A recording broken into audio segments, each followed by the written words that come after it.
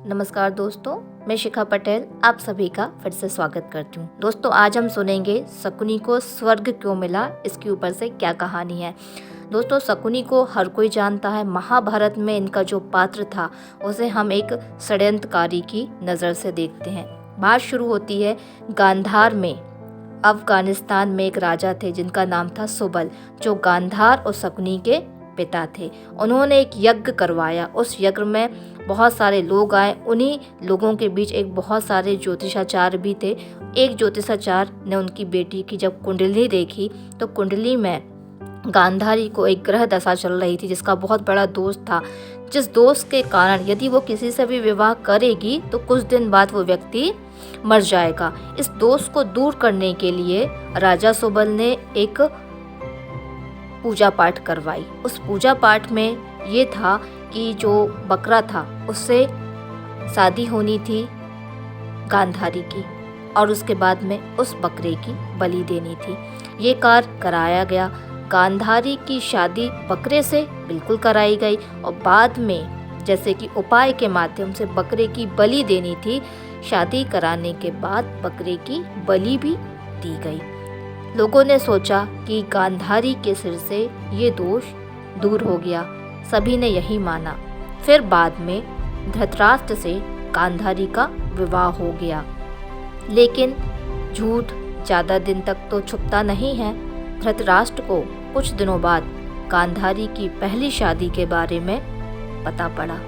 वह क्रोधित हो उठा कि मैं राजा, मुझे मूर्ख बनाया गया है। गांधारी की शादी के बारे में छुपाया गया और मुझसे दोबारा शादी कराई गई। इस बात को सुनकर धृतराष्ट्र बहुत क्रोधित हो गए और फिर उन्होंने उन राजा सबल के सारे परिवार वालों को बंदी बना लिया और साथ में कारागार में डाल दिया। गांधारी अपने गांधार देश में बहुत ही ज़्यादा प्रसिद्ध थी अपनी आँखों की सुंदरता की वजह से। बहुत ही सुंदर थी उनकी आँखें। लेकिन धृतराष्ट्र की शादी के बाद उन्होंने उस अंधकार भरे जीवन को भी अपनाया। लेकिन उन्होंने एक ना मानी और राजा ने ये आदेश दिया कि सारे लोगों को काल कोठरी में बंद कर दिया जाए। और उनको आदेश दिया कि एक मुट्ठी अनाज ही बस इन्हें खाने के लिए दिया जाए। अब एक मुट्ठी अनाज रोज दिए जाने पर किसका पेट भरेगा? तो राजा ने बोला कि ऐसे तो हम सभी लोग मर जाएंगे, और राजा भी यही चाहता था कि राजा सुबल के जितने भी लोग हैं परिवार के, सभी लोग भूख में तड़प तड़प के मर जाएं। लेकिन राजा सुबल चाहते थे कि हम लोगों में से कोई एक व्यक्ति बचे और जो इस काम के लिए बदला लेने के लिए तैयार हो। तो राजा सुबल ने एक एक करके अपने सभी पुत्रों की परीक्षा ली, और परीक्षा लेने के लिए उन्होंने कहा कि ये एक हड्डी है, इसमें से धागा डालो। एक एक करके सभी बच्चों को उन्होंने यह करने के लिए कहा, लेकिन सभी विफल हो गए। तभी शकुनी ने एक उपाय किया। एक अनाज में धागा बांधा और दूसरी तरफ एक चींटी में धागा बांधा, और वो चींटी अनाज को लेते हुए हड्डी के एक छोर से दूसरे छोर में निकल गई। इससे एक छोर से दूसरे छोर पर धागा चला गया हड्डी के अंदर।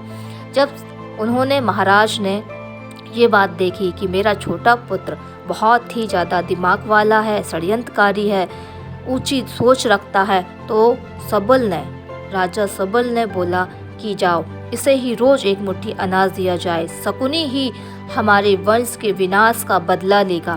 तो शकुनी को रोज एक मुट्ठी अनाज खाने दिया गया। बाकी लोगों की धीरे धीरे करके मृत्यु होने लगी। शकुनी ने अपनी आंख से अपने भाइयों की, सभी लोगों की, परिवार वालों की मृत्यु होते हुए देखी। जब आखिरी समय राजा सबल का मृत्यु का आया तो राजा सबल ने धृतराष्ट्र से प्रार्थना की कि मेरा ये छोटा पुत्र है, इसे मुक्त कर दिया जाए, और धृतराष्ट्र ने यही किया, शकुनी को मुक्त कर दिया। बाद में शकुनी ने क्या किया आप सभी को पता है कि कौरवों को एक एक करके पांडवों से लड़ने के लिए प्रेरित किया, और पांडवों के हाथ से कौरवों का विनाश हुआ।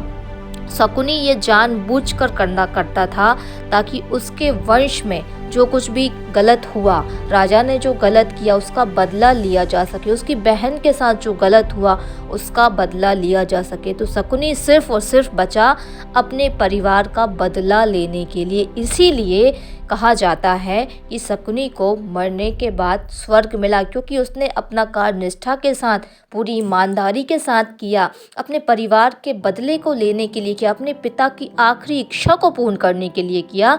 इसीलिए उसको इस चीज़ में बहुत ही ज़्यादा पुण्य मिला और साथ में स्वर्ग भी मिला।